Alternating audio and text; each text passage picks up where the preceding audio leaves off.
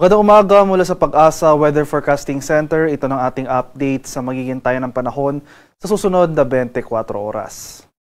Makikita natin dito sa ating latest satellite images itong mga makakapal na kaulapan dito sa malaking bahagi ng Luzon, as well as itong mga kaulapan dito sa West Philippine Sea ay ang epekto nitong southwest monsoon o yung mas kilala natin bilang hanging habagat. Itong habagat ay magdudulot ng monsoon rains o yung mga tuloy-tuloy na pag-ulan sa buong araw dito sa western section ng Luzon. At mapapatuloy rin yung mga kaulapan at kalat-kalat na thunderstorms sa Metro Manila at nalalabing bahagi ng Luzon. Samantala sa Visayas at sa Mindanao, magpapatuloy itong maaliwala sa panahon ngayong araw. Bahagyang maulap hanggang sa maulap na papawirin, sasamahan lamang yan ng mga pulupulong pag-ulan na may pagkulog at pagkidlat. Para naman sa magiging lagay ng ating panahon ngayong araw dito sa Luzon, dahil nga sa patuloy na pag-iral ng habagat, asahan natin itong monsoon rains o yung mga tuloy-tuloy na pag-ulan dito sa area ng Ilocos Region, Zambales, Bataan, at sa Batanes and Babuyan Islands. Pag sinabi po nating monsoon rains, ibig sabihin ay yung mga tuloy-tuloy. Ito yung mga tuloy-tuloy at mga malalakas sa pag-ulan for the whole day. Magsisimula yung mga pag-ulan na ito late afternoon to evening, magtatagal yan hanggang sa madaling araw. Posibleng magkaroon ng mga breaks o paghinto ng pag-ulan umaga to tanghali. Pero gayon pa man, patuloy tayong maging handa at alerto sa mga banta ng pagbaha at landslides, especially nga dito sa western section ng Luzon, dahil ito yung mga lugar na pinakamaapektuhan ng mga pag-ulan na dulot ng hanging habagat. Samantala sa Metro Manila at nalalabing bahagi ng Luzon, magpapatuloy muli yung maulap na panahon ngayong araw, makulimlim na panahon at mataas sa tsansa ng mga kalat-kalat na thunderstorms throughout the day. Dulot rin yan ng hanging habagat. Sa area naman ng Palawan, Visayas at sa Mindanao, tulad nga ng ilang areas sa Luzon, dahil itong Palawan na sa western section ng ating bansa, pinakamaapektuhan na rin ito ng mga pag-ulan at kaulapan na dulot ng habagat. Kaya throughout the day, asahan natin itong makulimlim na panahon at mga kalat-kalat na pag-ulan. Samantala, Visayas at sa Mindanao, hindi umiiral or hindi umaabot yung habagat sa areas na ito. So, mas maaliwala sa panahon na ating mararanasan over these areas. Pero hindi nangangahulugang wala na tayong pag-ulan na inaasahan. Nandyan pa rin yung mga usual late afternoon to evening na thunderstorms. Para naman sa ating heat index forecast ngayong araw, para sa Metro Manila heat index forecast natin, posibleng maglaro mula 40 to 41 degrees Celsius. At dahil inaasahan nga natin yung mga kaulapan at pag-ulan na dulot ng habagat sa malaking bahagi ng Luzon, mapapansin natin sa mapa na ito na itong western section ng Luzon ay bahagyang bumaba yung mga lugar na makakaranas ng danger levels of heat index. So nabawasan yung mga areas na ito. Pero gayon pa man, magpapatuloy yung mainit at maalinsangang panahon over most of Visayas at ilang bahagi rin ng Mindanao. So sa buong Pilipinas, highest heat index forecast natin ay 44 degrees, especially dito sa mga areas ng Zamboanga del Norte at sa Surigao del Sur. At sa kalagayan naman nating karagatan sa kasalukuyan, wala pa namang nakataas na gale warning sa anumang baybay na ating kapuluan. Pero iba yung pag-iingat pa rin sa ating mga kababayan na maglalayak, especially dito sa seaboards ng extreme northern Luzon dahil posible tayong makaranas dyan ng katamtaman hanggang sa maalong karagatan.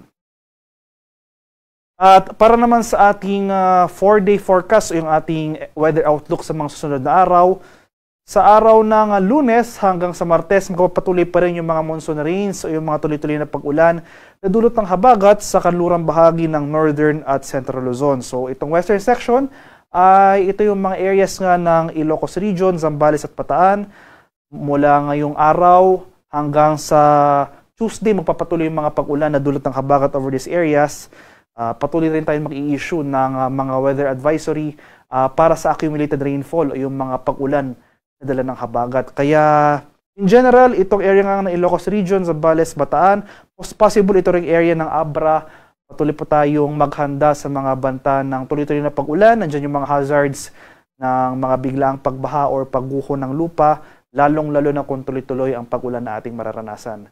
Sa nalalabing bahagi ng Luzon ay magpapatuloy naman itong maulap na kalangitan at mga kalat-kalat na pag-ulan at thunderstorms. So especially dito sa areas ng Cordillera, nalalabing bahagi ng Central Luzon, including Metro Manila, Calabarzon, pati na rin dito sa area ng Palawan at some areas ng Mimaropa.